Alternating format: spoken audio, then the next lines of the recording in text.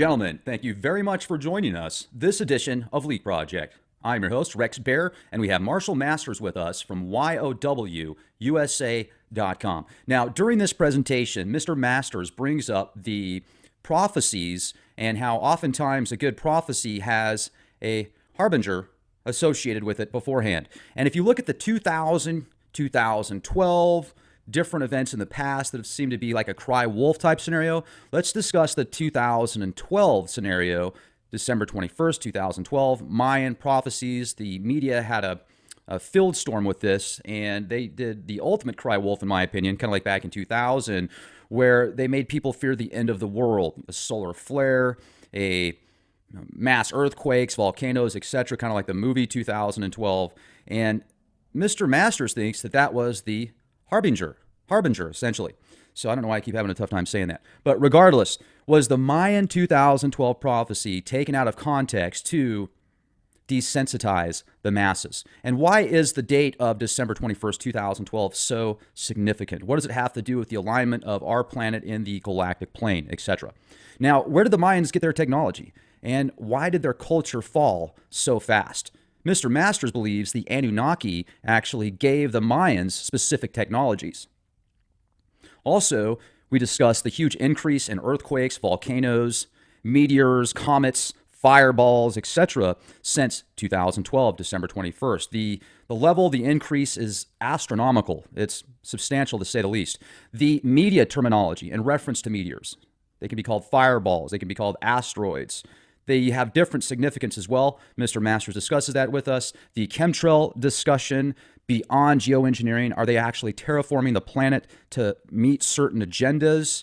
Are there specific off-world interests that want to change the atmosphere? Did you guys see the Superman movie that came out, the most recent one? Not the one with Superman and Batman, but essentially, towards the end of the film, the way that Zorg and his alien buddies are attempting to destroy the planet is with a terraforming machine to fit their, to make it a better atmosphere for their livelihood, essentially. We then get into the elections, Trump, the media spin on Russia having a big influence on the elections and essentially hacking the system so Trump could get in. Is the media spinning Trump as an agent to fit the Clinton/Soros type agenda, the globalist agenda? Are they trying to just squash the nationalist type agenda that Trump seems to be so gung-ho towards right now? Or is it all just charades? Is the whole world a stage? Are we essentially living in the Truman Show? Or are we going towards a technocratic, corporate tech, totalitarian New World Order? And what's the endgame agenda? And what can we do to defend ourselves from the tyranny? This is discussed and more. Make sure to subscribe to our YouTube channel, youtube.com/clandestine time lord. Become a exclusive member at leakproject.com and get access to exclusive content. Have a fantastic day. Enjoy the presentation and be the change you want to see. This is Rex Bear. Talk to you soon. Marshall, it's been a while since we've spoken. How the heck are you? I'm okay. Getting good and getting better every day, Rex. Awesome. Good to be on. Let's get into this. What is going on with this meteor warning?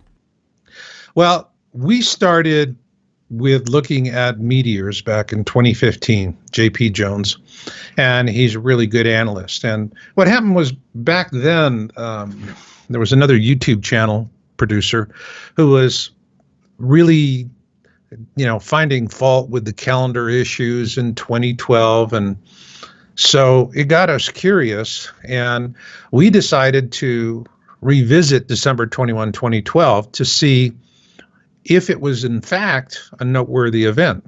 In other words, prophecy comes in two parts. You have the harbinger, and then you have the event. And there's no point in saying, well, on a certain day, everything's going to end, and there's no harbinger that tells you that you're actually on that timeline to that event. Excuse me. And when it does happen, it's like, hello, I see it happening around me, so, what's the big thrill of the prophecy being fulfilled on the same day? On the other hand, good prophecy gives us harbingers so that we can do something about it. And as I always say about prophecy and predictions is that always never live in expectation of it, but always be mindful of it. That's important. And because things do change. I believe, they call it the Mandela effect. And at first, I didn't know really if I was going to take it seriously or not. And then I did. And it was in a Costco of all places, walking down the aisle. And, I remember OxyClean was OXY, and now it's OXI. And I've seen some of these other things that definitely indicated we have shifted on our timeline, which changes timing. But what the Mayans were looking for was a specific celestial alignment on December 21, 2012. And this would be something that their descendants would be able to observe this alignment and know that the Harbinger had come, that they would be facing a global cataclysm. And, that was when we were in December 21, 2012, we were passing through the plane of our galaxy, the Milky Way. And now, it doesn't happen all in one day. It takes several years to do that. But we were at that alignment where we were transitioning from one hemisphere of our galaxy to the other. And this is a clear time for all of the Mayan descendants to understand, you better get ready because bad news is coming. So J.P. Jones and I had a lot of conversations about this in response to this other fellow's issues about the calendar. And, there were some calendar issues. For example, Zecharia Sitchin said that the orbit of planet X is 3,600 years. What Sitchin did not do, all right, was that he wasn't specific. He didn't say 3,600 lunar years. He said 3,600 years. So everyone uses a Gregorian calendar, and that skews all of the calculations. It was the lunar calendar. And actually in the Lost Book of Enki, it's written that Lord Enki of the Anunnaki invented the very first calendar for Earth. It was a lunar calendar, had 2 seasons, winter and summer. I guess kind of like living in Phoenix, Arizona. And right. they just have 2 seasons. 2 extremes. Hot and really hot. Huh? I said 2 extremes. 2 extremes. And so, that was one of the timeline issues. But again, a celestial alignment, all right, is not going to be subject to the, veracity of a calendaring system. It is what it's going to be, period. And so on December 21, 2012, the message was clear that the Harbinger was fulfilled, the alignment was seen, which was the beginning of a new calendar, the end of an old, and that following that would come a chaotic, a time of chaos, a time of suffering and pain. And from 2 different directions, too. We have the galactic superwave we have to deal with. As a matter of fact, people are concerned about, later this month that we have another, wave event that's going to hit us. But then also we're going to have the return of the Planet X system crossing through in another flyby. Now, all of that is hypothetical. And before you just run off and cook an idea on some hypothetical notion, what you need to do is find empirical data. And when I'm saying empirical, this is like take it to the bank kind of good. This is really solid stuff. And so the thing here is that we started looking around for data sets to test this hypothesis that December 21, 2012 was in fact a harbinger and it had been fulfilled. So the 2 that we selected were earthquakes and meteors. There were quite a few others, all right. And, you start looking at volcanic activity, it's off the charts right now. The Ring of Fire is on fire. And Popo down in Mexico, that thing's getting ready to pop.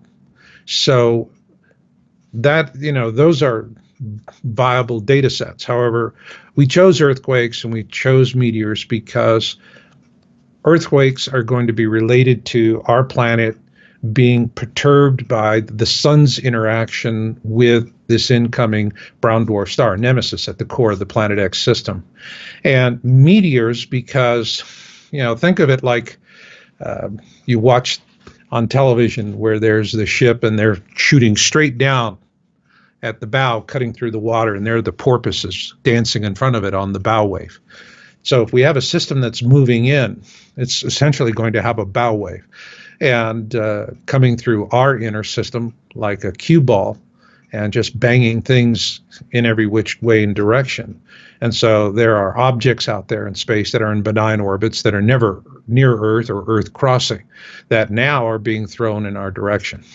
Well, what we found when we did this is that the increases in earthquakes was absolutely stunning, absolutely stunning.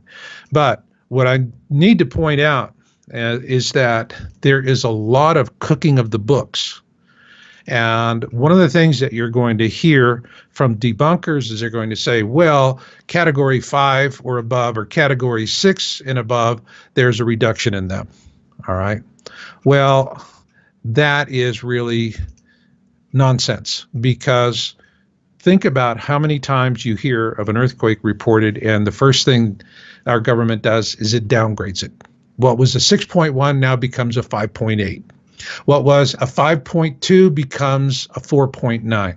So they're always gerrymandering the numbers.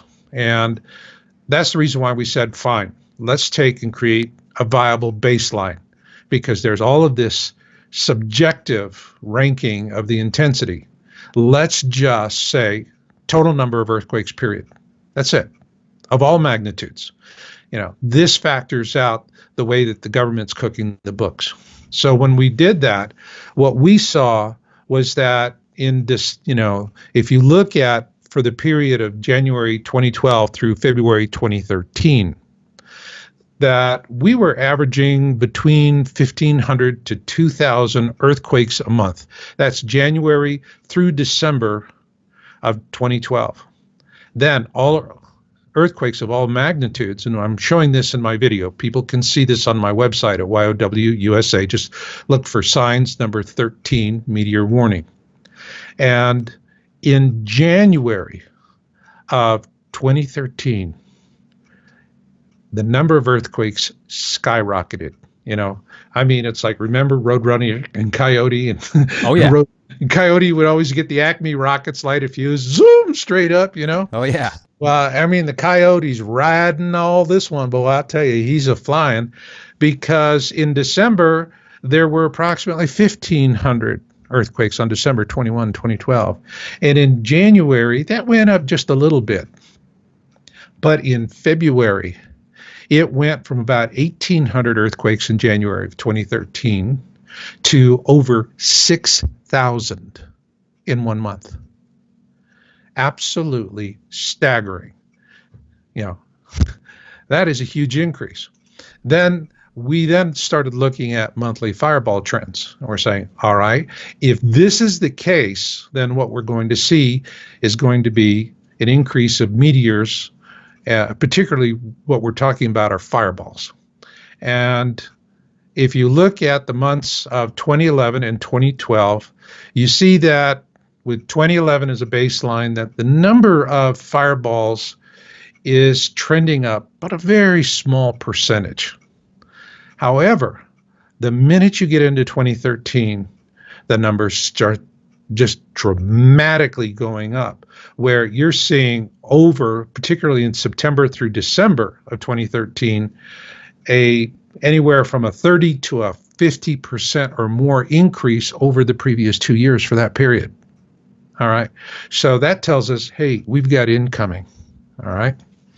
So what we've done is we have been tracking all of this since we published that article back in May of 2015.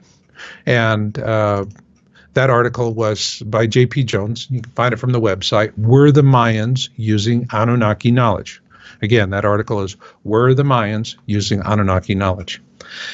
Now, this article we published on May 15, 2015 is really what launched us into our Signs series of articles, which I have now with this 13th installment taken to YouTube. And we've been tracking all different kinds of things, earthquakes, weather, you name it. The articles have had a broad range, but there's always been a consistent, because some things we report, some things we don't, is meteors. We have followed that like hawks. We've stayed on top of it. And what we have seen is just a steady progression that is heavy. Now, in the video, what I do is, first off, I'm just talking about, all of the different types of fireball events. And we have three categories that we select on. Now, if you watch the video, I know that for a lot of people, there's some confusion on terminology. I mean, you go to the internet and you say, yeah, you're going to search on fireballs and bolides and asteroids and meteors, and literally it reminds me of what Harry Truman said about economists, that if you laid them all end to end, they'd point in every direction. All these science sites just have different ways of defining it. So it's really difficult to get a beat on it. And one of the first things I wanted to do to help people is to give them a basic lexicon of terms so they could, as they are watching news reports through mainstream propaganda press and alternative media, which is now being suppressed as fake news, that they would be able to hone in on the terms that are really important. And fireballs is the most key indicator of a major event. Now, the ones that I'm concerned about in this are bolides. And a meteor is just a shooting star. That's what we think about them. In terms of brightness, you have to rank them by their attributes. So the weakest attribute is falling star, all right, or shooting star. Second is going to be a fireball. Third is going to be a bolide. And fourth is going to be a super bolide. Now, a super bolide event, and that's what I'm talking about in this video, is my primary concern right now, are super bolides. The last time we had a significant super bolide event was in 2013 with the Chelyabinsk meteor. And it was both a meteor and a meteorite. Meteorite is impacts the ground, and they did find meteorites, but that was the one over Russia, right? That was the one over Russia. Now, that one caused 1,500 people to have injuries and damaged 7,200 buildings. And for those that saw the flash, it was about 3 seconds before they felt the wave that started blowing in the windows and caused a lot of people to have problems with skin burns. Their faces were peppered with glass, retinal burns, these type of injuries. And so when we looked at the pattern with super bolides, and what we were really looking at to determine super bolides was that we're focusing on what we're calling huge events. Now, AMS, by the way, is, and I talk about that, it's a site that was, organization that was founded in 1911 to measure all of this. And they do a brilliant job. And we use their data and we analyze it and put it forward. Now, the thing about it is that there's what we call multi-state events and huge events. Multi-state is a fireball that's reported by people as it passes over multiple states, and sometimes it'll cross national boundaries. So it's reported in 2 or more countries. But then you have the huge events. Now, huge events for us was the key indicator. Huge event is something so big that there's over 100 reports to the AMS site observations. So this is something really, really big. And for us, the huge events are in this, if you think of huge event fireballs as the minor leagues and super bolides as the major leagues, there you go. It's one step to the other. And so when we're looking at huge events, there's a different pattern than when we're looking at multi-state or we're looking at total meteors. And that is when you're looking at overall fireballs, the last quarter of the year is where you have most of your activity. But with huge events, the interesting thing is it's mostly the most active quarter is the first quarter.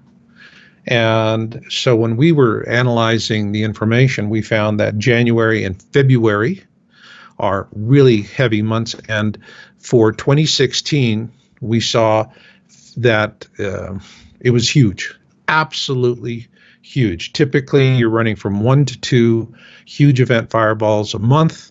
And in February of this year, we had 6. All right, and that's a dramatic uptick. Now, why is that important for us? Is that the Chelyabinsk meteor that thing came in February of 2013. So it's consistent with this first quarter of the year pattern. And that's the reason why we believe that there is a high risk of another Super Bowl light event in the first quarter of 2017. And this is a real concern. As we point out in our video, when Chelyabinsk detonated, and the thing about a Super Bowl light is, or bolides in general, is that they will detonate, and there will be sound and there will be fragmentation. When the Super Bowl, and the difference between a bolide and a Super Bowl light is that a Super Bowl light is brighter than the sun. And whereas a bolide, it's going to be twice as bright as the moon, whereas a Super Bowl light is going to be, brighter than the sun. Now, the Chelyabinsk, when it detonated, the airburst, it released the energy equivalent to 30 Hiroshima atomic bombs, and the flash was 30 times brighter than the sun. It was a 30-30 event, all right? And so that is the main concern. And you look at the damage, and the damage could have been far worse. It was fortunate for Russia that the Chelyabinsk meteor detonated well away from populated areas, and they were not directly under the blast. You have a Super Bolide detonate like that and releasing energy equivalent to 30 Hiroshima atomic bombs, and imagine what would happen if something like that detonated over Chicago, New York, Paris, London, Rome. You're talking about massive, huge death toll. So we are tracking this statistically. We're looking at the absolute trends. What we do in the video is that I give people a lexicon of terms so that they can understand the differences, and also relative sizes and attributes, so that you can make sense of the news reports. And particularly with regard to the double talk, that will surely happen. And then after giving everyone the lexicon, I go through analysis of the data, and we actually have a historical that goes back to 2009, and with just absolutely mind-boggling results. So we're very, very, very much at risk. And and when I close the video, I have very specific information for people to help them and their loved ones avoid injury if they are in the proximity of a Super Bolide detonation. I mean, if you're going to have a big meteor that hits the ground, if you're in ground zero, you're in ground zero. But like I said, a Super Bolide event is statistically what we're seeing the greatest possibility. And this could be something where we have rocks that are thrown at us by the approaching Planet X system.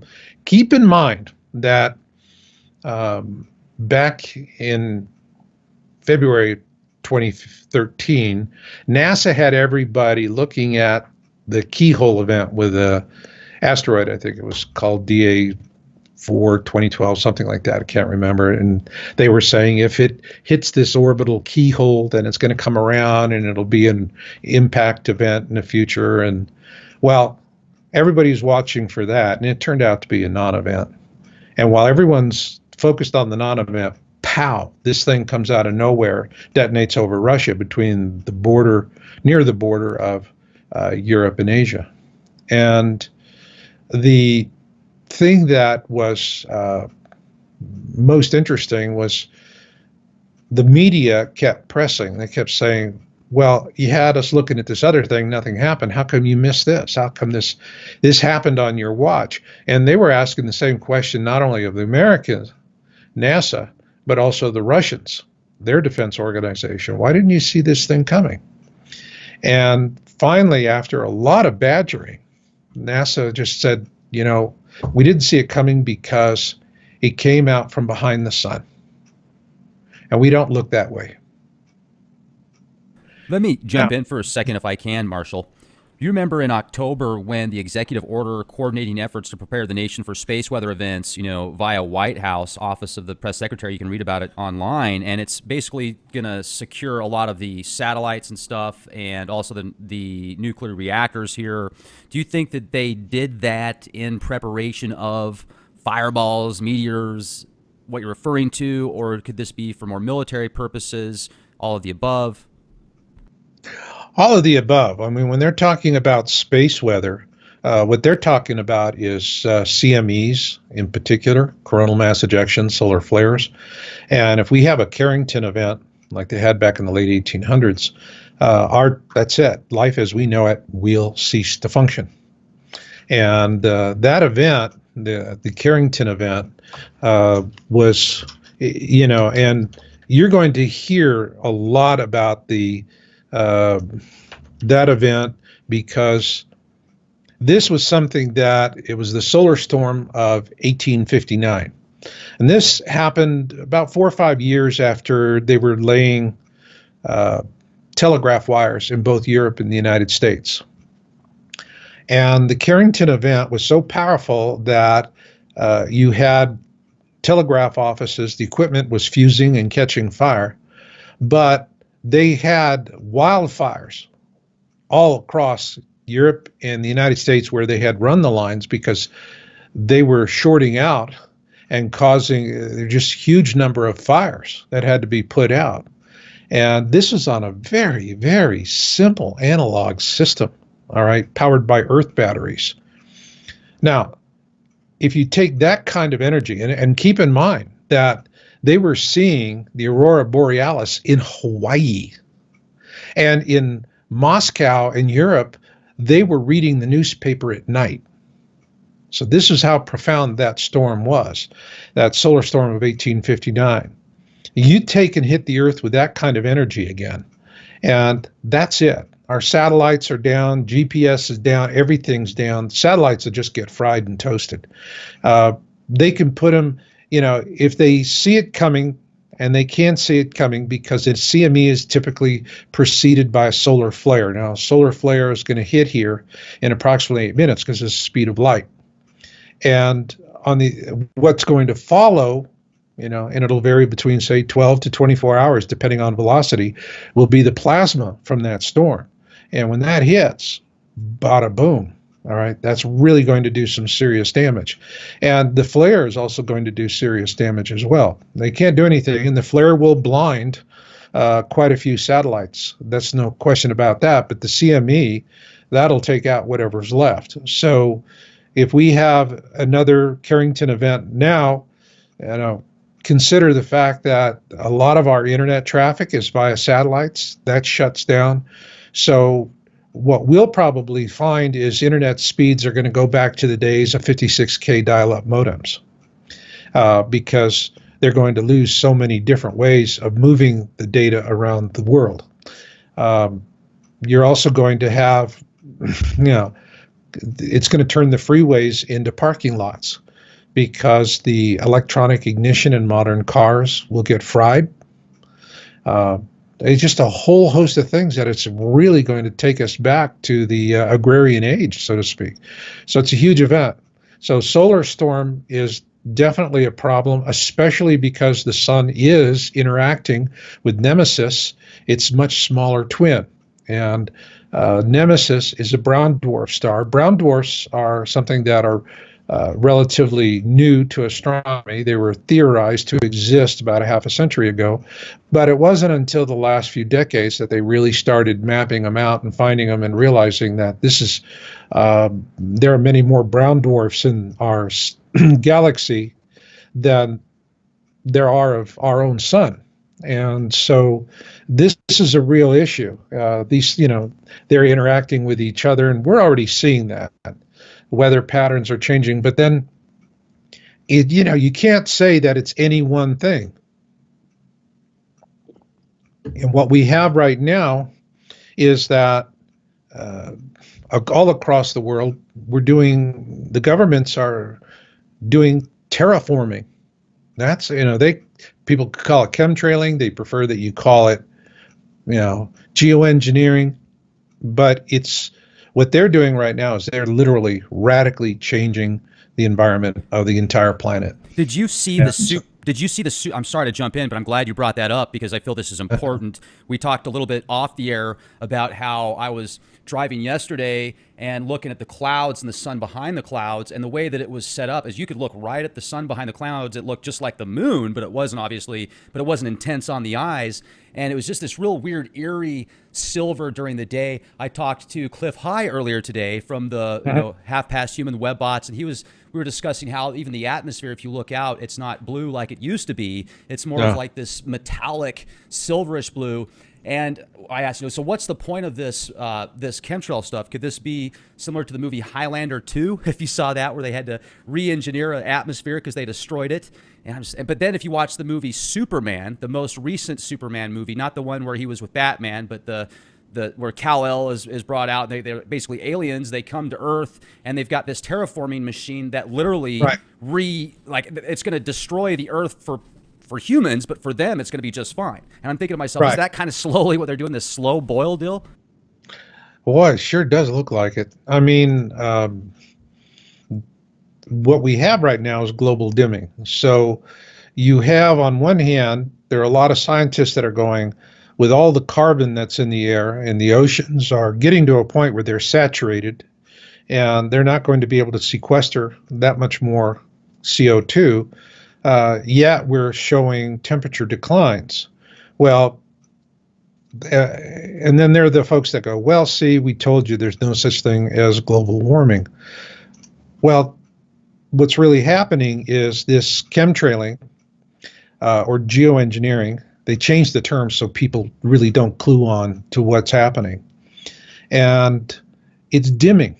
So you look at the skies, you don't see it. Now, there are places where you can still see a blue sky. I remember last year driving cross country from Minnesota, up through, Montana, and then back down into Nevada, and went to a couple of different sites. We went to go see the presidents, Mount Rushmore, and then went to see Yellowstone. Beautiful area.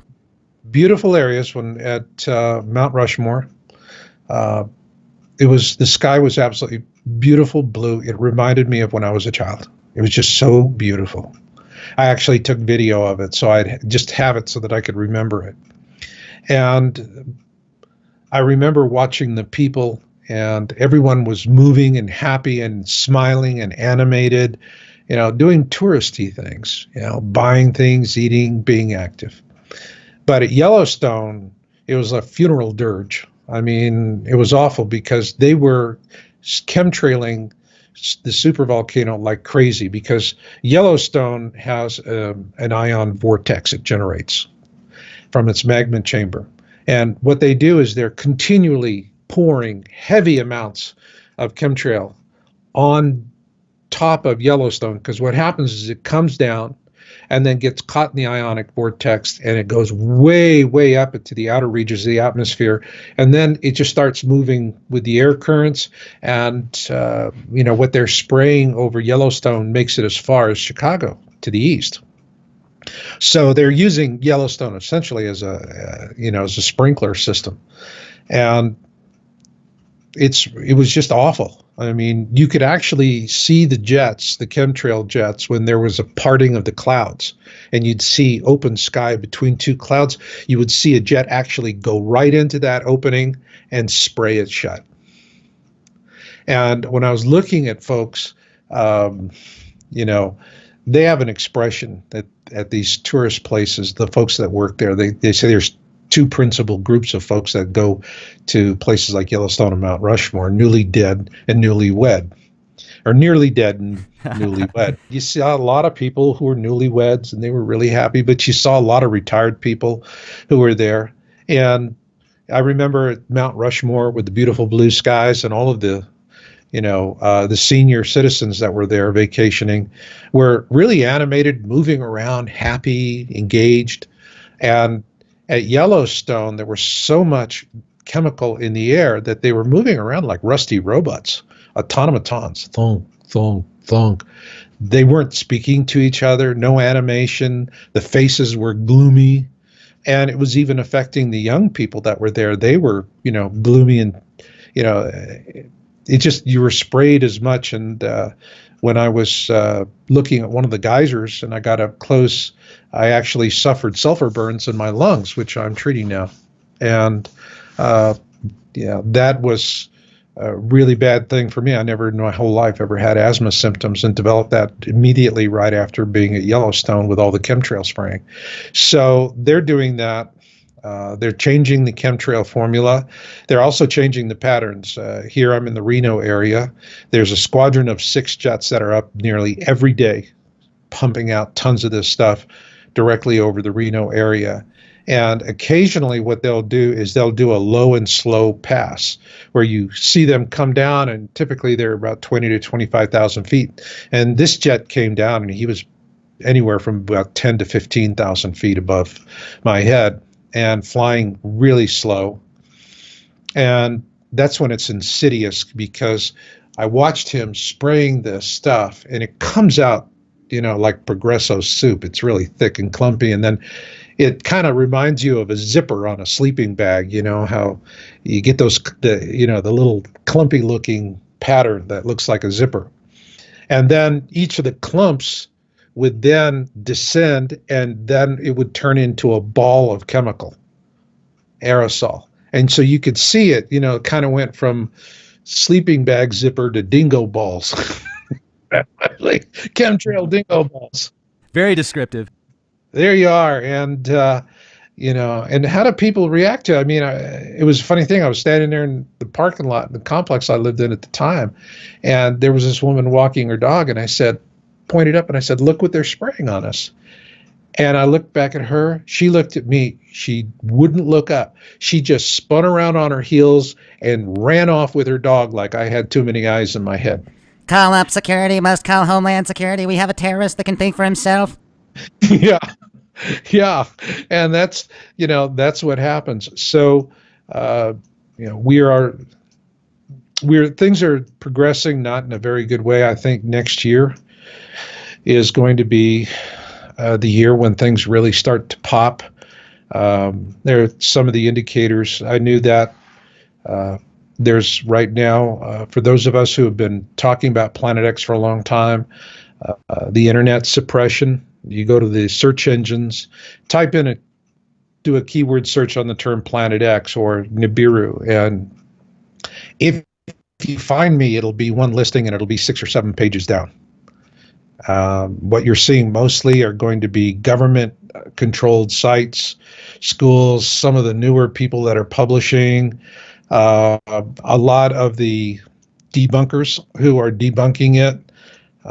So the conversation has been shifted, which is going to make it much more difficult for people who are coming into awareness now to get information from folks who've been reporting on this for a very long time, because the suppression now is pretty tough. And this is something your listeners can, right after the interview, go in and just, I don't care, whichever's Google, Yahoo, Bing, go type the words Planet X, go type Nibiru. You don't see me. You don't see Zeta Talk, and Nancy Leader has always been, first or second page results on Planet X and Nibiru. You don't see it. So there is a huge amount of suppression. I don't know if you're hearing the same thing from other folks in the genre. Well, absolutely. Even Cliff and I talked about this for a bit, and certainly there's a new system in play that is suppressing much information. Now, I can certainly see both sides of this, because there are a lot of clickbait sites out there that bring information and stuff to the table that doesn't do any good for the alternative community and truth. I mean, they're if anything, just as bad as these other guys. But at the same time, it's also, there's a lot of legit good researchers out there, people that are wanting to get to the truth, that have been exposing these agendas for years, like yourself. And now if you type in Planet X, which I just did before the show, like you were on page 3, and it was, like you said, there was a multitude of sites like NASA, space.com, or something similar to space.com. So what do we do about this? I mean, is there a way that the people that are true and genuine and have good data, yet they get suppressed, how do they get out to the people and the communities and the masses now with this suppression going on? Well, I have seen good people do something like this, and I have seen them be very, very effective. And, if you can remember years back, you heard the term sundogs all the time, sundog, Right. sundog, sundog, sundog. And it was a knee jerk. It was neuro linguistic programming, NLP. The minute you heard sundog, your brain just went, okay, let's Trigger word. switch off, darn, I'm done here. And it's like finding the little off switch on the Energizer Bunny. And it was, and sundogs was, if you're going to see sundogs, you're going to see at that time, you would see sundogs if you lived in Minnesota in the winter. Okay. You had to have really cold conditions. And a sundog is a beautiful halo. And it's kind of like a rainbow, a white rainbow that just goes from one horizon to the other around the object. And so they're very, very unique, very different looking. And, when they were saying sundogs, that was the NLP term. Well, what happened was I had a lot of people up in the Northeast where they're going to see Minnesota, Wisconsin, places like that, where you're going to see these things. These folks were getting onto social media sites everywhere. And they were starting to tell people, you don't know what you're talking about. Look it up. You're using a word and you're stupid. But they didn't say stupid. They were so very polite. They were just politely persistent. No, you don't understand what a sundog is. Go look. Okay. Well, it was effective. And people started looking because of, you have folks in Minnesota that are going, you don't know what you're talking about. Go research the word. Right. Well, that was so powerful that when was the last time you heard the word sundogs? I heard the term sundogs a few days ago, actually. Okay. When you hear it, all right, and somebody uses the term, you immediately know they don't know what they're talking about. Period. Okay. Gil Broussard did an interview with Watcher series with Pinlight out of Hollywood. And he was going, oh, yeah, there's all kinds of sundogs. I mean, immediately I knew this guy is echoing NLP terminology. And but bottom line is sundogs have absolutely nothing to do with what people are observing with Planet X. And, I brought out back in October, end of October, Planet X System Update number 4, and I brought it out in 3 parts. And what was interesting was the first part was called Winnipeg and Awareness. And what I actually do is I went into that and I showed people exactly how disinformation operatives propagate viral hoaxes through the internet. Okay. And, it was this guy that, he got Dill Martin to put up a stupid observation video that was a viral hoax, nothing more. And I show that exactly for what it is. And then I talk about awareness, the people who are having dreams, visions, and premonitions, why they are and why they're so important. And so in the 3 parts, that was the most viewed. The one that was the least viewed, and I was totally, utterly surprised when I looked at the stats, was part 2 of 3, which was reliable observations. And there I show a pattern of observations from around the world of an object at the 3 o'clock position relative to the sun. All right, just above the horizon. And I show it, from Spain and from other places. And there's this real consistent pattern. And that of the 3 parts was the least popular because let's be honest, there's so many people throwing so much stuff up there right now, so many observation videos that it gets lost in the traffic. But the one that surprised me, the one that was the most popular and had the second most views was the 3rd one, which is the Luciferian Agenda. And I believe that it was this 3rd one that I did, Planet X System Update number 4, part 3 of 3, Luciferian Agenda, that actually prompted the suppression of my work. Because in that video, what I do is I go through and lay out exactly what the global elitist agenda is and how they're going to execute it. I reveal their master plan. And so I have been duly punished since that. If you really want to understand what the big master plan is, then you watch part 3 of Planet X System Update number 4. You can catch it from my site or catch it on YouTube. You're not going to, if you go into YouTube and type Planet X, even though I have 3 videos that start with the word Planet X, you're not going to see it in the YouTube listings. After they, when I posted that, the stats were just taking off. Boom. The videos were just going really huge. And then all of a sudden it was like somebody hit a key and that was it. Boom. And they pulled me out of the YouTube listings.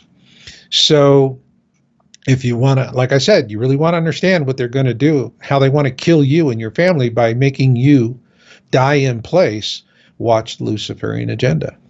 And, now, long term, are they going to be effective with this cover up and suppression? As long as people can still get out to the internet, as long as there are people who know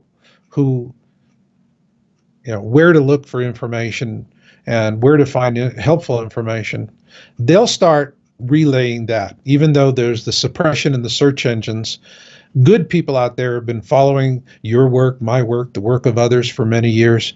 They're going to get out there and start saying, here, go check these websites, go look here, go look here, go look here. And so I can see that, it'll come back. Will it come back, to the extent before?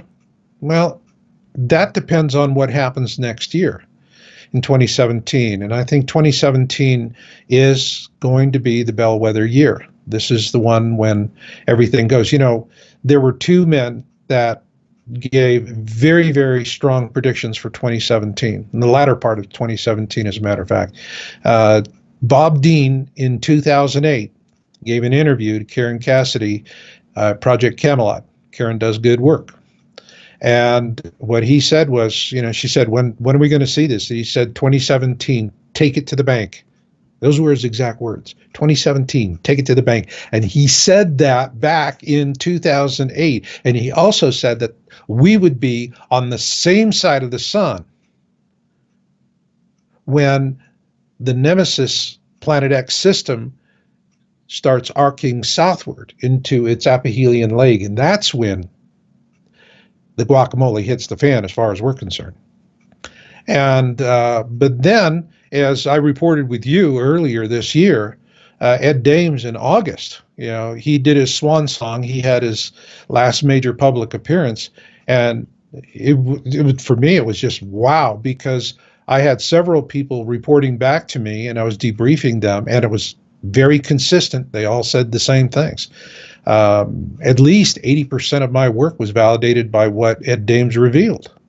And he said in November of this year, or 2017, in November 2017, we'll see it, and it's going to be about the size of the moon in the sky when we do. So, which means we'll start seeing it sooner. And as I point out in my video, Planet X System Update number 4, Part 3, Luciferian Agenda, we're going to have a final harbinger as to when's the last chance to prepare to do something about surviving this coming tribulation. When are we going to know? What's going to be the sign? Is it going to be in the heavens? Is it going to be on the earth? No, it's going to be on CNN, and they're going to be lying to us. Bold-faced lying, MSNBC, Fox News, because these are all corporate media propaganda outlets. All right. I worked with CNN back in the 80s. That was when they were a lean, mean news machine. Now they're just Pravda-style script readers. And and they know it. They don't have the credibility with the public anymore. People know that they're just, it's news entertainment, if you want to be euphemistic about it. But what will happen is when the Planet X system comes out from behind the sun, which interestingly enough, in the Colburn Bible, the ancients tell us that what happens is that it kind of dances around behind the sun and then all of a sudden comes out and pops out. And that's what's going to happen, because right now it's on the opposite side of the sun from us. And when we merge and we're kind of in our orbits coming very slowly at a very creeping pace, coming to where we're both going to be on the same side of the sun. And when people are seeing it, it's going to look like a big, angry red comet with two tails. And so what will happen is you're going to have them talking about it's an interesting new celestial object phenomenon, but it's going to pass over our heads. So it's not on, an impact trajectory with Earth. Not to worry. You don't have to go and watch Deep Impact 89 times. And people are going to go, oh, it's an interesting light show. Nothing's going to happen. That'll be the harbinger sign. That's when they use that lie. We know this is your last boarding call, period. Miss it, and after that, the ship will have sailed. Now, when does this window of opportunity close? If the harbinger sign it's just an interesting sign in the sky, what is the closure of that window? When do we know, if you haven't done it by then, done something? That's it. My motto is, destiny comes to those who listen and fate finds the rest.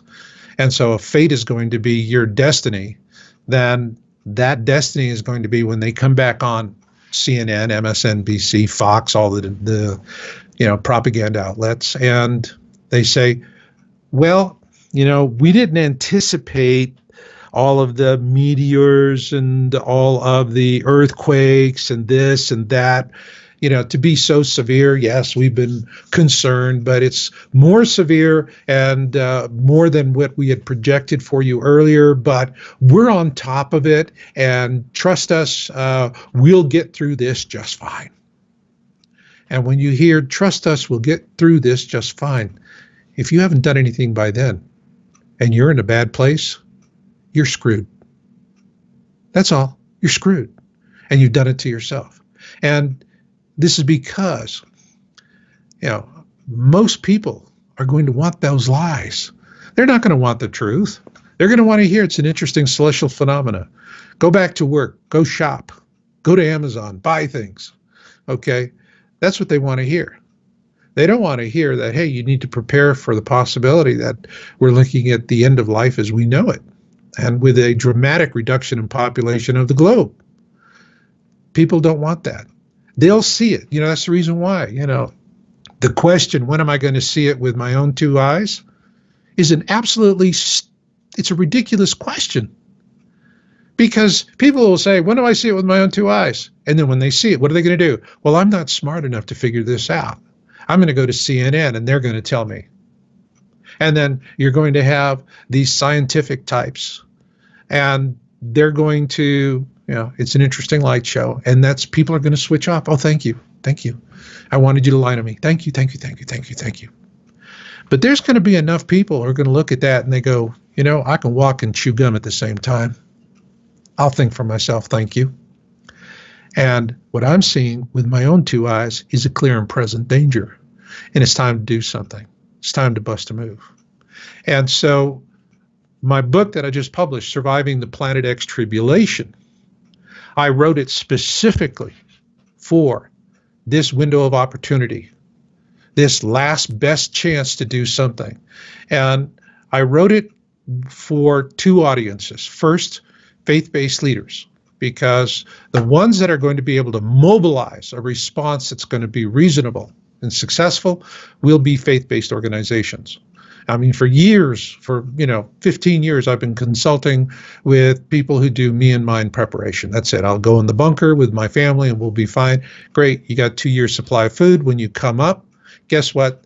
You've been eating all these, organic rations and having a good time watching The Sound of Music in your indoor jacuzzi. When you come up, very nasty people are going to smell your healthy body from about a mile away, and then you're going to die badly, very badly. That's why I call them the bunker bunnies. It's communities of 100 or more that are going to be viable, and faith-based ones, the people who have, a love of God. They walk humbly with their God, and that's how you're going to get through it, is you got to have that connection to Creator. And this was something that, I came to this topic as a science guy, but I realized that, we're sitting there and people are praying, oh, dear God, help me. Dear God, help me. Dear God, help me. It's like, how do we get God working with us on this? Wrong. It's about how do we work with God on God's plan. That's how you get through it. And so faith-based organizations are going to have an ability to understand that and pull together a group of people, 100 or more in a community, and they'll be resourceful. I mean, what I see with a lot of people is what I call Costco prepping.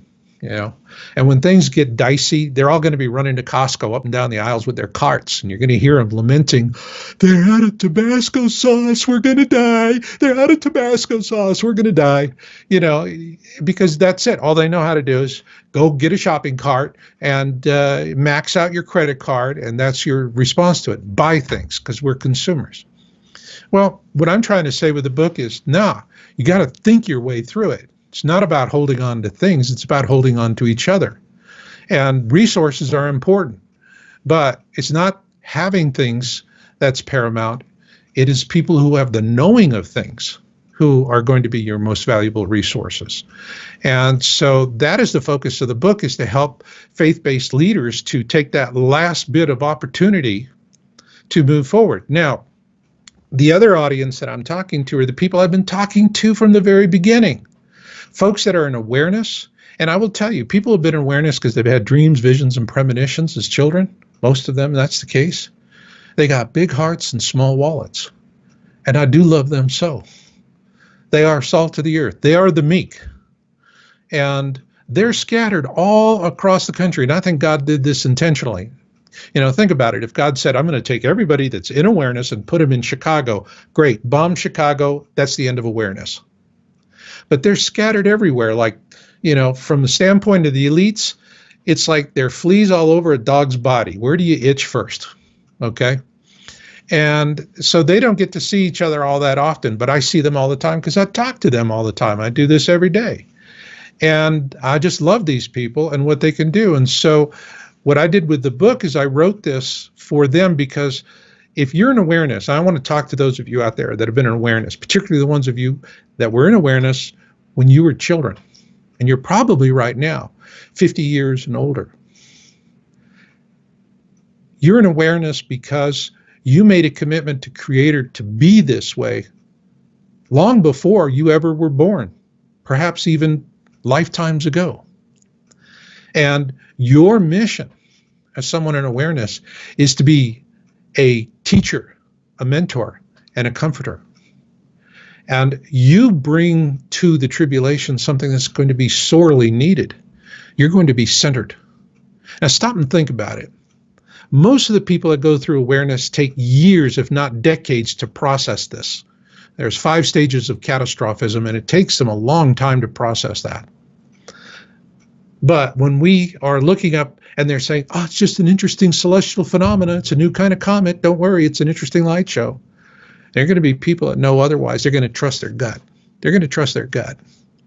And when they do, they're going to have to take and do awareness compression, a process that others have had a half of a lifetime or longer to do. They've got to squeeze that down into a matter of weeks or months. That is going to be hellacious. And so imagine the leader of a faith-based organization is going to be like, a hurricane of emotions. People are going to be in panic mode. Oh my God, what do we do? Blah, blah, blah, blah, blah, blah. They're going to be arguing.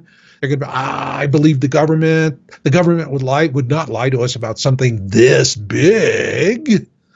Really? Where do they lie to us about everything they want to? And but they do love it all the us. time. Huh? But they love us. They wouldn't lie to us, would they? Really? Is that sativa? Hello. Hello. That's a bong hit from the future. But,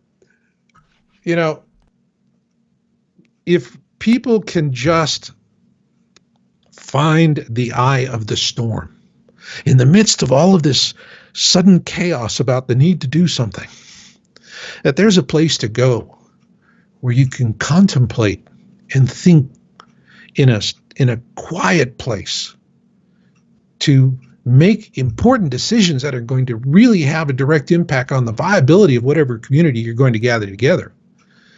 This is invaluable. And this is the reason why those who are in awareness are in awareness. This is they're part of God's plan. They are the soothsayers of the tribulation. They are the ones that can look future look into the future and project and talk intelligently about it in a centered and calm way. So what I did was, and I put it on the back of the book. I said, you need to start going out and church shopping right now. Find these faith-based leaders, who can walk and chew gum, that they get it. They can see what's coming and that they're going to take it on the right way. And then what you do is you have an extra copy of the book and you walk up to them and you hand it to them and say, what you need right now is a plan. This book is your plan. And if you have any questions about it or anything else about what is coming in the tribulation, I am at your service. Always glad to help.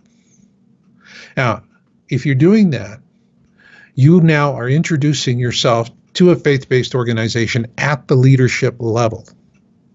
And you are coming with a unique talent. You are that soothsayer. In Native American tribes, it's like the medicine man or the medicine woman.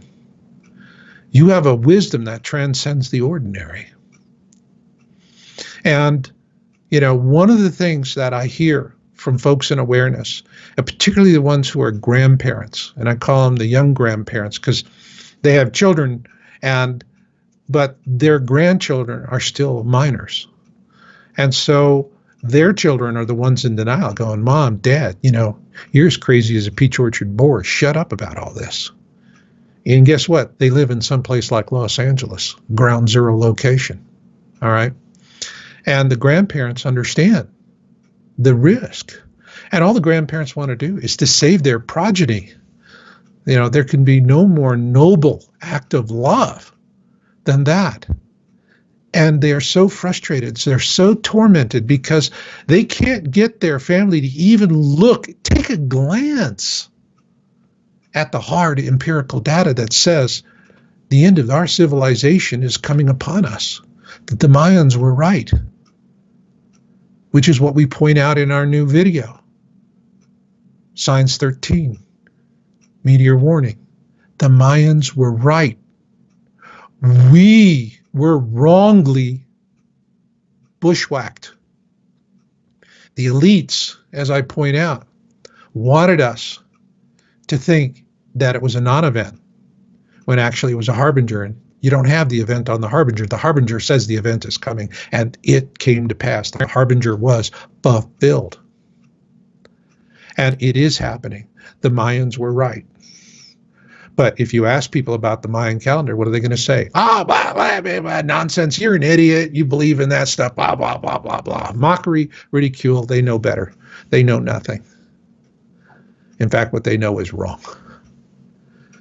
And the reason why is what the elites want is for people to die in place. The vast majority of our population, like any other nation that borders the sea, is along the sea. It's along the shoreline. And so if the West Coast and the East Coast and the Gulf get hammered, wow, you've immediately reduced the population significantly. What, 60%, maybe more? You look at the Georgia Guidestones in Georgia, and it's a 10 Commandments for the 21st century that was brought out by a secret society. And I talk about this in Surviving the Planet X Tribulation, okay? I devote a whole chapter to this with a very detailed analysis of the psychology and what's behind it. And so, for those that are interested in Georgia Guidestones, that's reason enough to buy the book. But one of the things that it says, the first of the guides, if you will, is keep the population of the planet under 500 million. But it doesn't tell us how we get there. It just says we're going to be there. And if it's keep it under 500 million, what does that mean? It very well mean that by the end of this coming tribulation, there's only 250 million people left on the planet after the worst of it passes. Now, by the end of the tribulation, which I'm projecting to be 10 or 12 years from first grumble to last grumble, we could have 1 million to 2 million survivors, or 1 billion survivors after that. But at the low point, 250 million, we could be reduced to that. And so, the elites understand that this is, for them, we are no different than the catfish that we buy in the store, raised in a farm. That's all. Fill up the pen, feed the catfish, Purina catfish chow. When they're big enough, Right. pull them up out of the net, and off they go to Safeway. All right, and there we are. We're having catfish fillets. We're no different. We're farm fish. All right, and for them, as I point out in the Luciferian agenda, they want to see the most dramatic reduction of the population because they're going to, at a certain point in the tribulation, and I point this out in my video, they're going to come up and they're going to offer inducements to slavery. Because here's the news about Planet X. I mean, everybody thinks about, well, Planet X is bad, it's catastrophe, it's global cataclysm, it's all these things. But it is also a gift of freedom. Because all of the control mechanisms that the elites are using to control us are going to be shattered. And while we're going to be dying in vast numbers, we will be, for the first time in a long time, we're going to be dying as free men and women. The last flyby of the Planet X system was Exodus. And think about it. Moses, as a prince of Egypt, knew it was coming. And he knew in chaos would be opportunity because the Egyptians would be weakened. Their governance and their military would be weakened by everything. And in that chaos, the Hebrews could be extracted and given their freedom. So in Exodus, the last flyby of Planet X system, which was a benign flyby relative to what we're facing this time, of people were freed. But here's the opportunity God is giving us with this flyby. Yes, it's going to hurt, but this could give us the freedom of our species. And if we look at what's happening today, it's a good thing coming. I know it's awful to say, but it is a good thing to come. Right now, people want to break loose to this globalist, elitist agenda. And the same people that are the globalists, the elitists, these are the same ones that want to see us die in place. They're the ones that are, trying to derail Brexit in England. They're the ones that are doing this fake news bait and switch. I was hearing, and then this morning, I was listening to NPR. I always want to get the propaganda straight up. And Obama's on talking about the Russians. And he's going, well, everybody in Washington knows that they meddled with the election. I mean, I got to say something about that when you're done. Well, Rex, how many people have you had on your show in the last year who've said, we believe that Obama's going to be the last elected president? A lot. And even people off the record have told me the same thing, that they don't feel Trump's going to make it in office, even though that he's been elected. And I find it fascinating. I'm looking at this from the outside, and I can read the media easy. I can see the subliminal programming that they do, the NLP, etc. You remember back when Trump was being, I think it was either the second or third debate, where they asked him if he didn't win the election, if he was going to question it and say that there was tampering. And they made a big deal about him saying basically, yeah, I would question it and I might, fight it, essentially. I didn't even think he said he would fight it, but he said he might. Well, they made a huge deal out of it, spinned it and everything. And the public eye, some people that weren't for his, for what he was basically wanting to accomplish, or whatever, they were just like, well, he should just submit, etc. Yet when he wins, essentially from, what's on the news, they're showing us all the electoral votes, he's in. Well, guess what? The Podesta comes out in front of the audience and says, just go home because nothing's been completely decided yet, when they knew darn well that they lost. So they do a complete spin on it. And I don't know, I used to think that they were all in on it together, but now I'm starting to wonder, because the further down the rabbit hole this goes, unless they're really just trying to cause a civil war, there's 6 corporations that control 90% of the media. And you can go to Business Insider, you can see the 6 corporations. It's very easy. You've got GE, News Corp, Disney, Viacom, Time Warner, CBS controls over 90% of what you see and hear in the media, which is very influential on your subconscious mind and your conscious mind. Now, where am I going with this? Well, they couldn't win that way, so now what are they going to do? Well, they're going to do their best to just spin it and say, oh, well, it was the Russians that got him in office. It wasn't us, so there's no way he should be in it. He loves the Russians. And, at the same time, you can almost kind of You're like, well, did he really? Maybe he does love the Russians. Maybe they are working in on it together, because Russia comes out essentially a day after, Trump wins, and Putin says, yeah, this is great. We're willing to go to bat with you guys now. And you can look at it either way. I can certainly see both sides of the coin here. So I'm trying to be as neutral on this as possible. But I see a lot of damage control, and I see a lot of psyops, and I see the media trying to spin the overall archetype of Trump as being a Russian agent, so they can find a way to manipulate the elections and somehow get him out of where he is currently. What is your take on that? Now, before you go there, let me just read some of these articles real quick. This stuff is literally 50 minutes old, 1 hour old. You can type this in to a search engine. Go to Google, type it in Google. FBI backs CIA conclusion of Russian hacking motive, says Brennan in message. This is in PBS NewsHour. Let's go to Time or Time. President Obama warns Russia over hacking. Don't do this to us because we can do stuff to you. Ooh, that's scary. Hillary Clinton, Putin's alleged involvement in Democratic hack stems from personal beef, on ABC News. This is all less than an hour old. What's your take on it? Well, what they're doing is they're setting it up to overturn the election. In 2015, Bob Fletcher gave me an interview on my podcast, Cut to the Chase. And he said 6 months before Planet X, the guacamole hits the fan, as I say, we're going to have martial law, and it's going to be for a reason completely unrelated to Planet X. All right. Well, if they overturn the election, all right, that could really trigger a civil war. People are going to be out on the street and they're protesting, and what I find disappointing was everybody was saying all these negative things about the people that voted for Trump, that they would do all kinds of terrible things. And the very behaviors that they're predicting are the very people who lost. They're the ones that are, doing the terrible stuff. But if they derail the election results, and that clearly is what they want to do. I mean, they just had Charlie Sheen come out, or not Sheen, the father, not Charlie, but the father.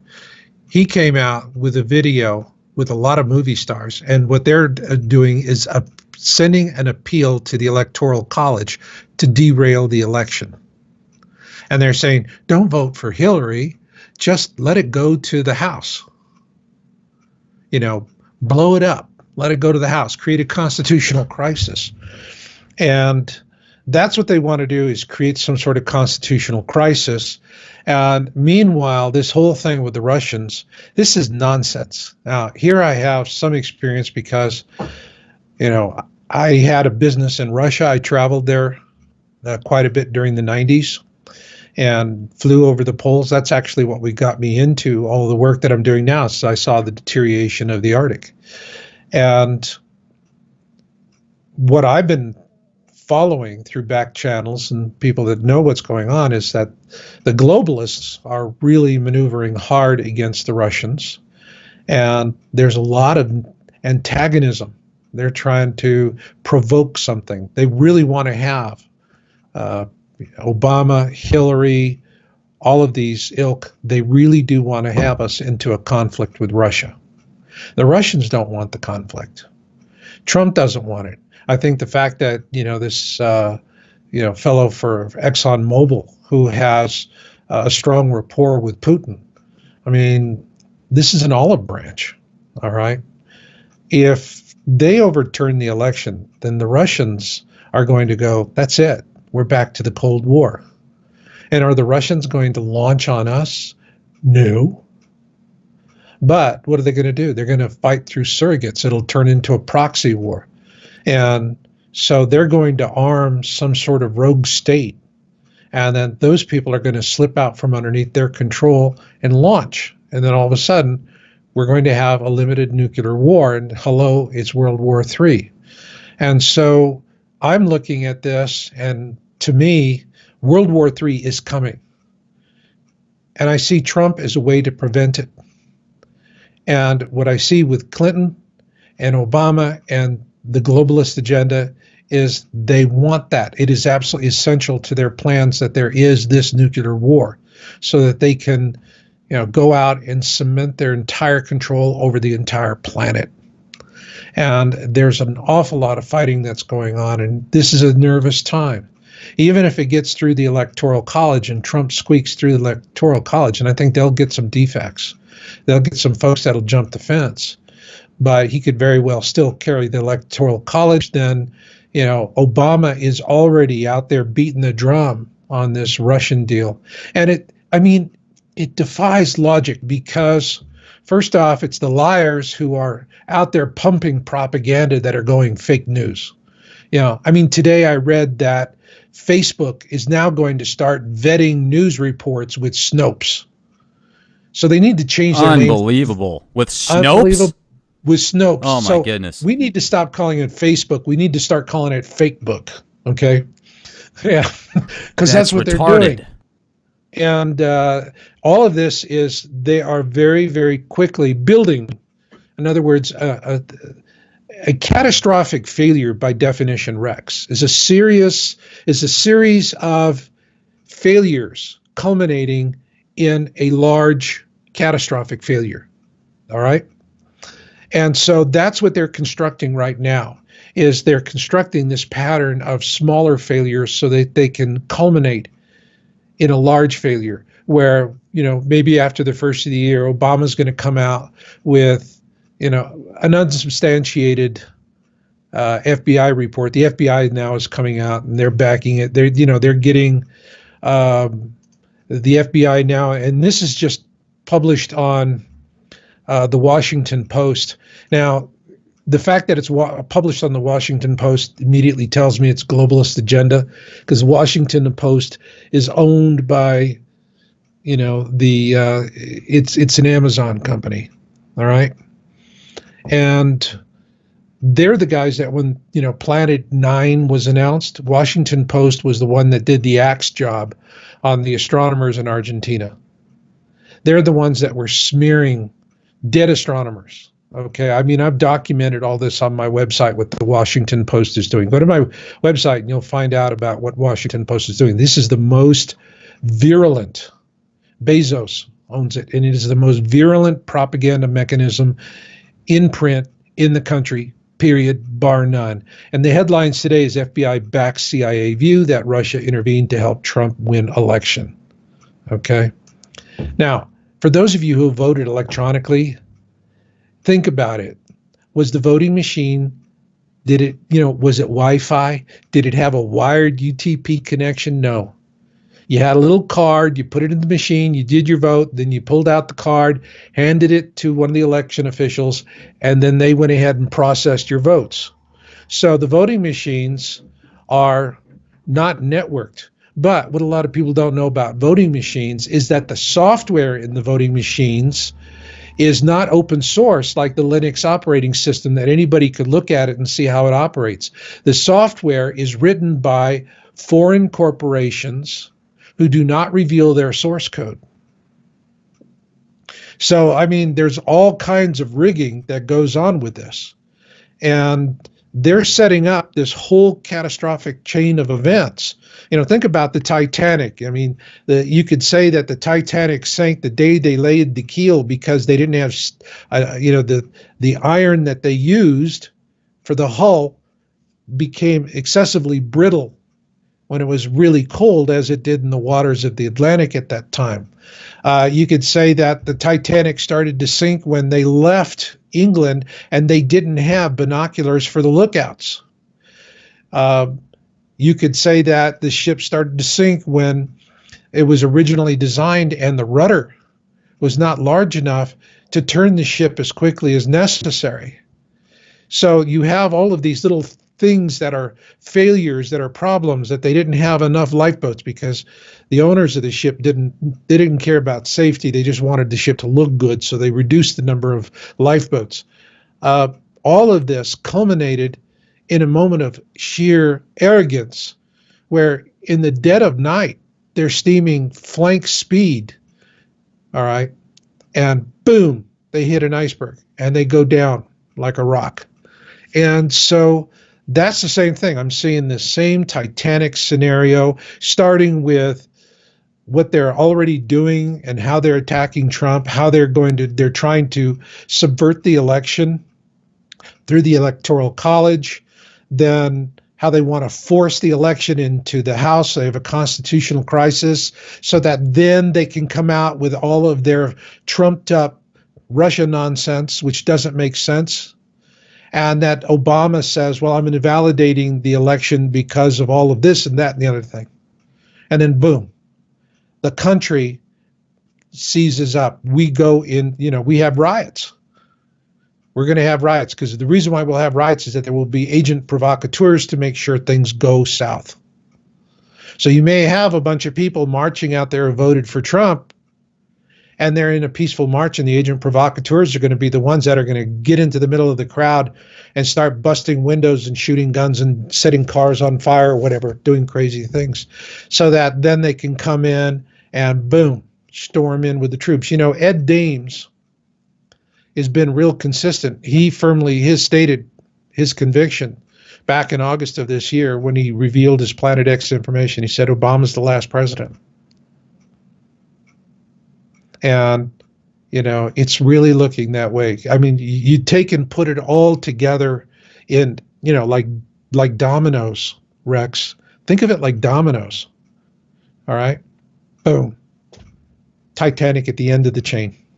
So that's what I see coming. And what this is telling me with what they're doing now with subverting the election, with the way that, Planet X researchers like myself who've been doing this for years are now being suppressed, that our knowledge is being withheld from people on the internet so that they can't find us, the ones that are now coming into awareness.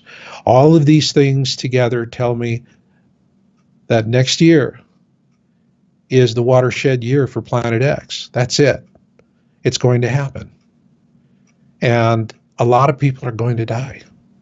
And they're going to die because they helped the elites to kill them and their loved ones by being in denial.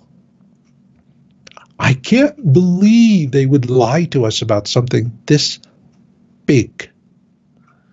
I can't believe it. It reminds me of a housewife who's doing laundry and finds 5 shades of lipstick on her husband's shirt collar, presents it to him and says, "What's this?" And he goes, "Don't worry, honey. It's just one woman who liked to wear different shades of lipstick every day, but I don't see her anymore because I love you and you're the only one for me, so put it behind you. No worries." And she goes, "Okie dokie." All right? I see so many people just that illogical. They want to have the okie dokie moment. I don't want to believe my lying eyes.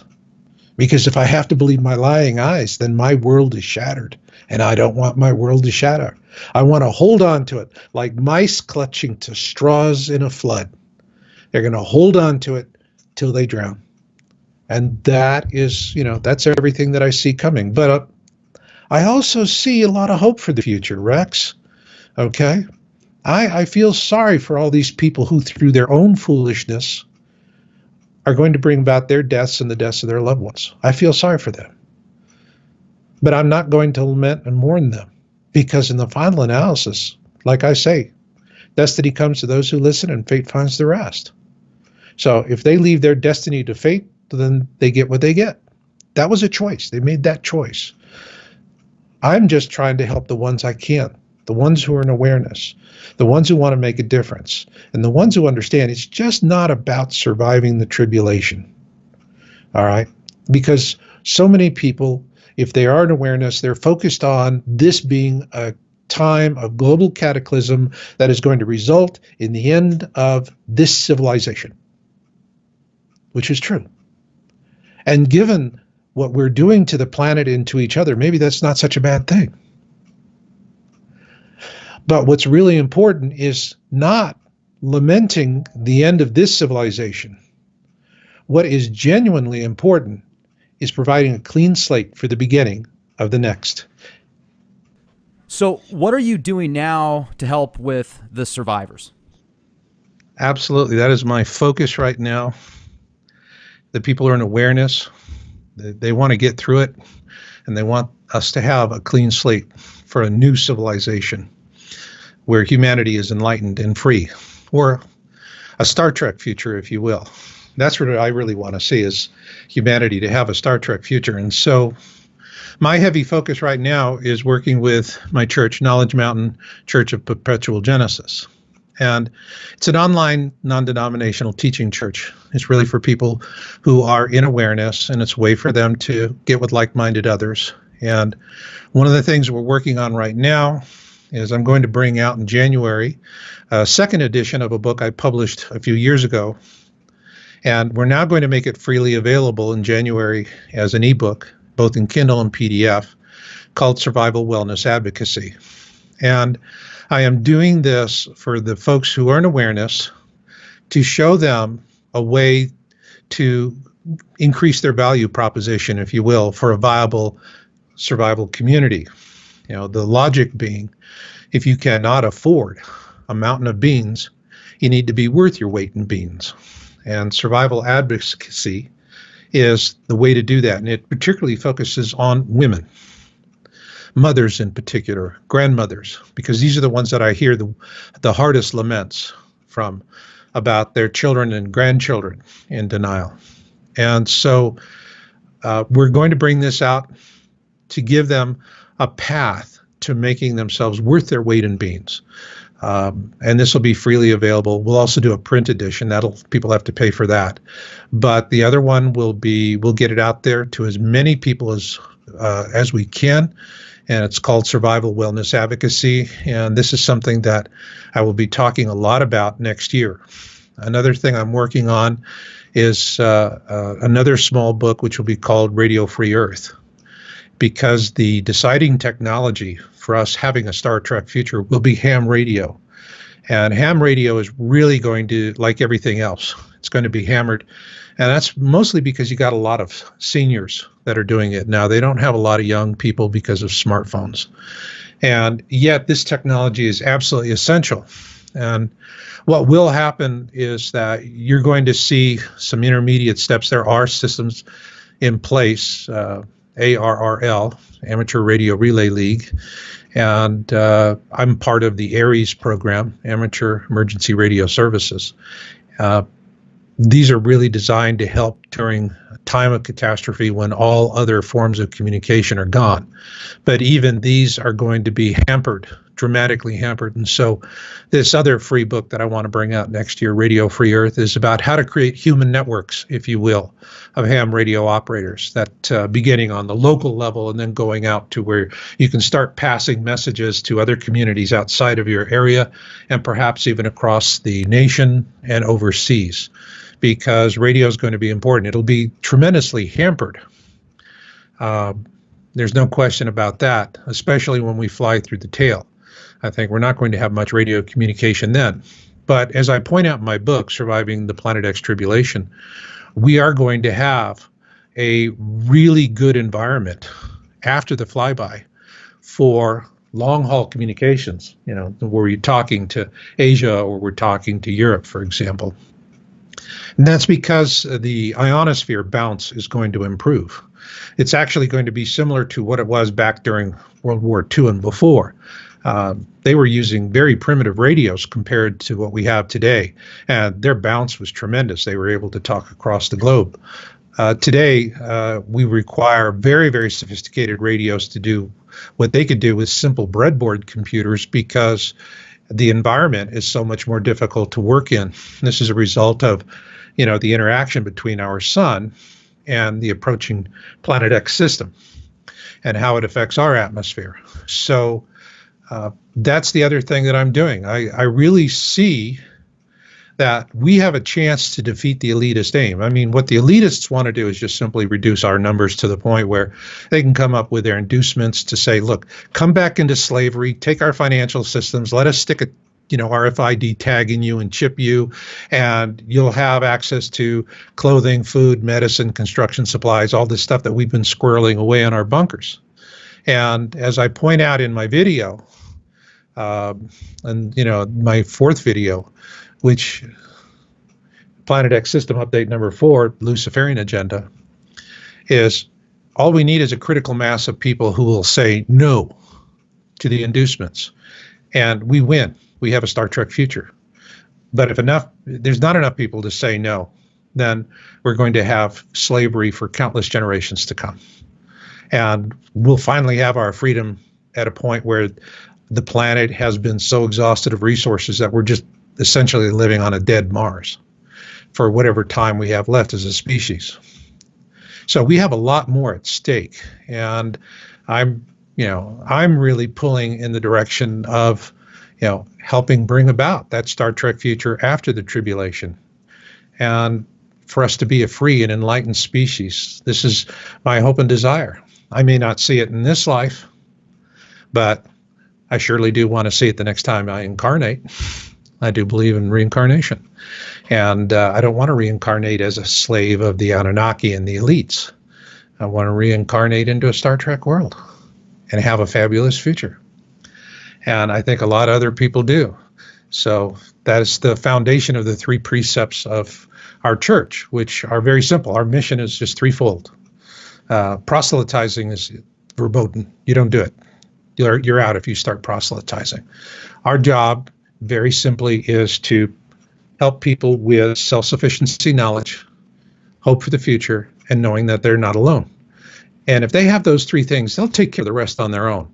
And when the time comes to call the bluff on the elites with their inducements, they'll have something that makes it worth their while to say no, understanding they're not saying no to the carrot, they're going to say no to the stick, because that's how the elites work.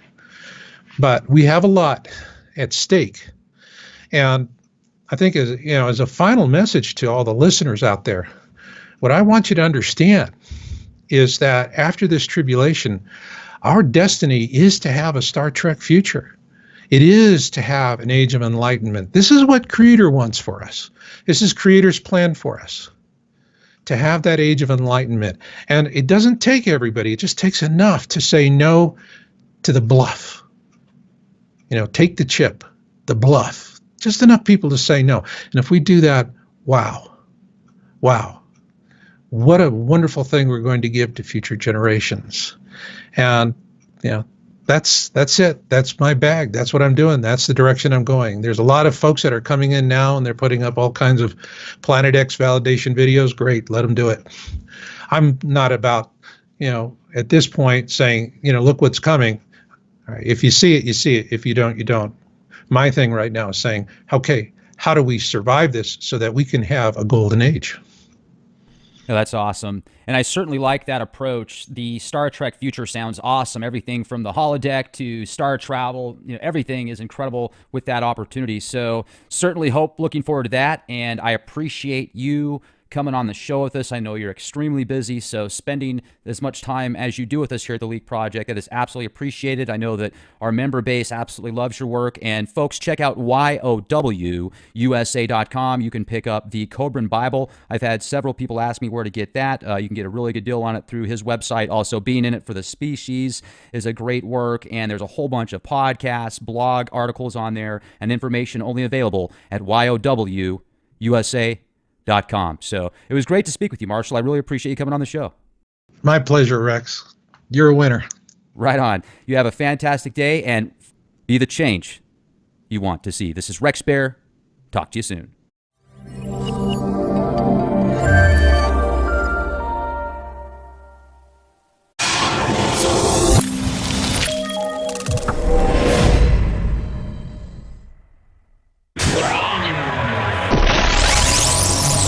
Ladies and gentlemen, thank you very much for joining us this edition of Leak Project. I'm your host, Rex Bear, and we have Marshall Masters with us from YOWUSA.com.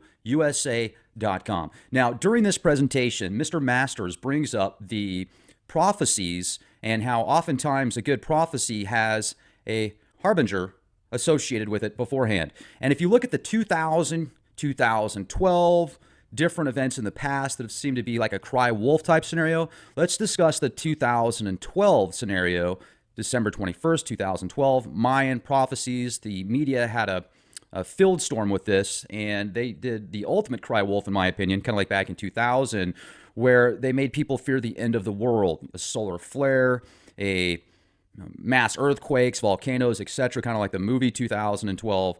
And Mr. Masters thinks that was the harbinger, essentially. So I don't know why I keep having a tough time saying that. But regardless, was the Mayan 2012 prophecy taken out of context to desensitize the masses. And why is the date of December 21st, 2012 so significant? What does it have to do with the alignment of our planet in the galactic plane, etc.? Now, where did the Mayans get their technology? And why did their culture fall so fast? Mr. Masters believes the Anunnaki actually gave the Mayans specific technologies. Also, we discussed the huge increase in earthquakes, volcanoes, meteors, comets, fireballs, etc. since 2012, December 21st. The level, the increase is astronomical. It's substantial to say the least. The media terminology in reference to meteors, they can be called fireballs, they can be called asteroids. They have different significance as well. Mr. Masters discusses that with us. The chemtrail discussion beyond geoengineering. Are they actually terraforming the planet to meet certain agendas? Are there specific off-world interests that want to change the atmosphere? Did you guys see the Superman movie that came out, the most recent one? Not the one with Superman and Batman, but essentially, towards the end of the film, the way that Zorg and his alien buddies are attempting to destroy the planet is with a terraforming machine to fit their, to make it a better atmosphere for their livelihood, essentially. We then get into the elections. Trump, the media spin on Russia having a big influence on the elections and essentially hacking the system so Trump could get in. Is the media spinning Trump as an agent to fit the Clinton/Soros type agenda, the globalist agenda? Are they trying to just squash the nationalist type agenda that Trump seems to be so gung-ho towards right now? Or is it all just charades? Is the whole world a stage? Are we essentially living in the Truman Show? Or are we going towards a technocratic, corporate tech, totalitarian New World Order? And what's the endgame agenda? And what can we do to defend ourselves from the tyranny? This is discussed and more. Make sure to subscribe to our YouTube channel, youtube.com/clandestine Time Lord. Become an exclusive member at leakproject.com and get access to exclusive content. Have a fantastic day. Enjoy the presentation and be the change you want to see. This is Rex Bear. Talk to you soon. Marshall, it's been a while since we've spoken. How the heck are you? I'm okay. Getting good and getting better every day, Rex. Awesome. Good to be on. Let's get into this. What is going on with this meteor warning?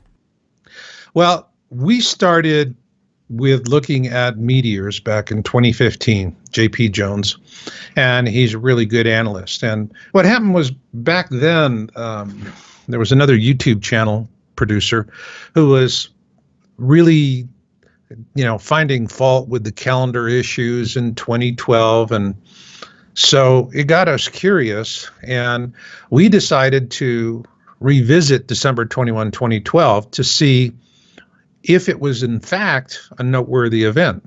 In other words, prophecy comes in two parts. You have the harbinger, and then you have the event. And there's no point in saying, well, on a certain day, everything's going to end, and there's no harbinger that tells you that you're actually on that timeline to that event. Excuse me. And when it does happen, it's like, hello, I see it happening around me. So, what's the big thrill of the prophecy being fulfilled on the same day? On the other hand, good prophecy gives us harbingers so that we can do something about it. And as I always say about prophecy and predictions is that always never live in expectation of it, but always be mindful of it. That's important. And because things do change. I believe, they call it the Mandela effect. And at first, I didn't know really if I was going to take it seriously or not. And then I did. And it was in a Costco of all places, walking down the aisle. And, I remember OxyClean was OXY, and now it's OXI. And I've seen some of these other things that definitely indicated we have shifted on our timeline, which changes timing.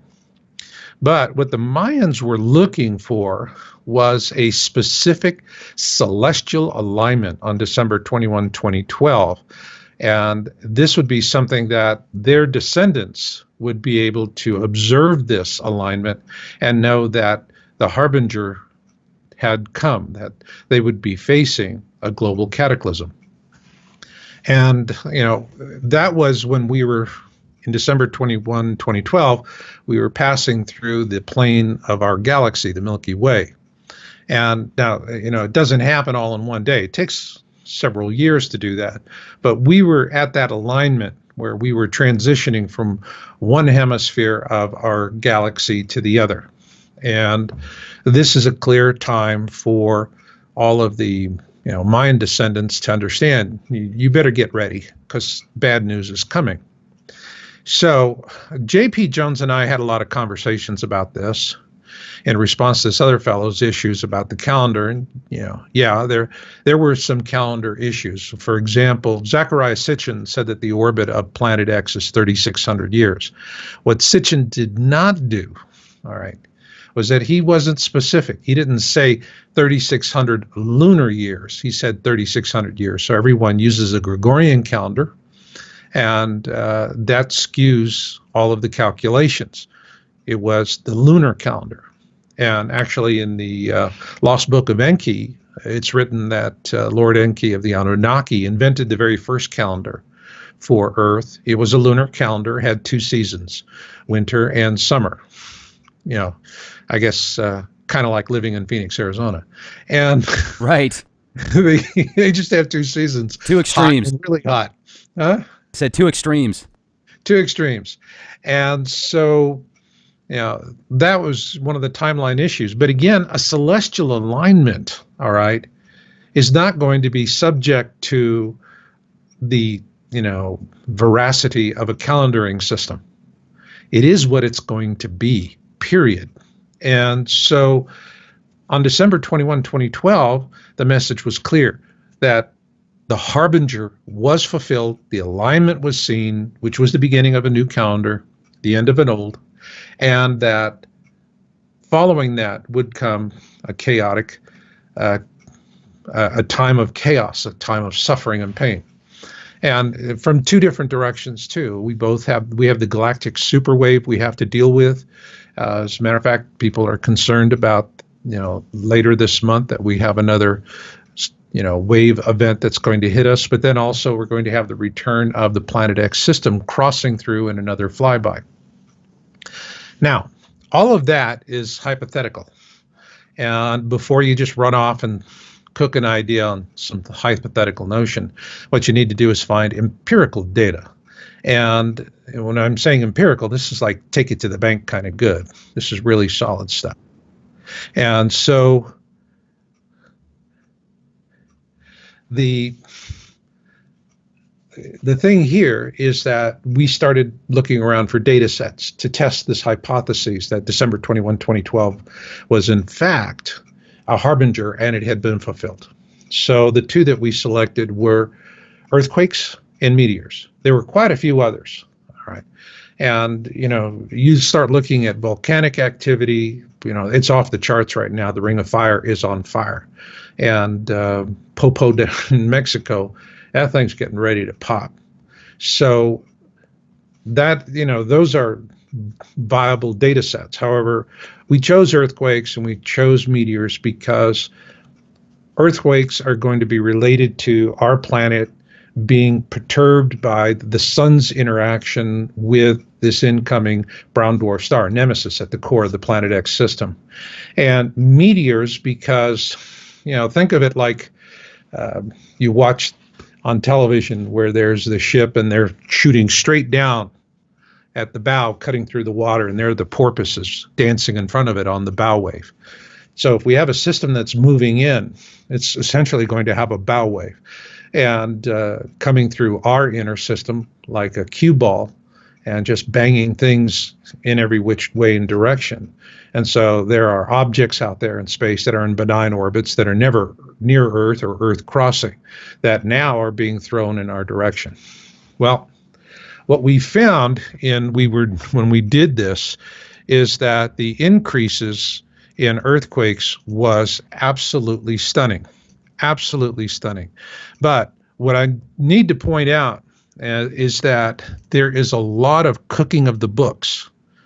And one of the things that you're going to hear from debunkers is they're going to say, well, category 5 or above or category 6 and above, there's a reduction in them. All right.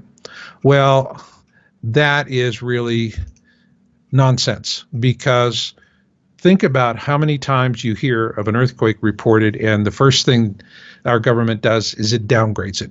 What was a 6.1 now becomes a 5.8. What was a 5.2 becomes a 4.9. So they're always gerrymandering the numbers. And that's the reason why we said, fine, let's take and create a viable baseline, because there's all of this subjective ranking of the intensity. Let's just say total number of earthquakes, period. That's it, of all magnitudes. This factors out the way that the government's cooking the books. So when we did that, what we saw was that in this, if you look at for the period of January 2012 through February 2013, that we were averaging between 1,500 to 2,000 earthquakes a month. That's January through December of 2012.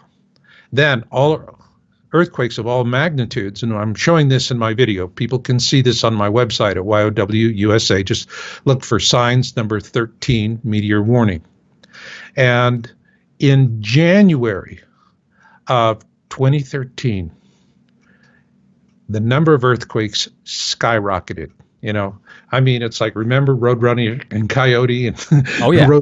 Coyote would always get the Acme rockets, light a fuse, zoom straight up, Oh, yeah. Well, the Coyote's riding all this one, but I'll tell you, he's a flying, because in December, there were approximately 1,500 earthquakes on December 21, 2012. And in January, that went up just a little bit. But in February, it went from about 1,800 earthquakes in January of 2013 to over 6,000 in 1 month. Absolutely staggering. That is a huge increase. Then we started looking at monthly fireball trends. And we're saying, all right, if this is the case, then what we're going to see is going to be an increase of meteors, particularly what we're talking about are fireballs. And if you look at the months of 2011 and 2012, you see that with 2011 as a baseline, that the number of fireballs is trending up, but a very small percentage. However, the minute you get into 2013, the numbers start just dramatically going up, where you're seeing over, particularly in September through December of 2013, anywhere from a 30 to a